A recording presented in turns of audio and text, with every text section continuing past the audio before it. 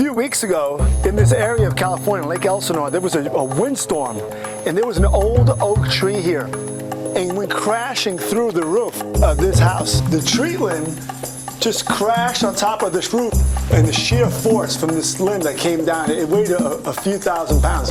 And when the insurance adjuster came out, he couldn't really see the damages. In order to get the right numbers, to get the right scope of loss, we removed the ceiling, we brought out an engineer, we had damages to the roof, to the interior of the house, and the fencing also took a hit. Keep watching the show. We're on your side. We'd love to tell your story. Give us a call or contact us on the web. This is Jeff.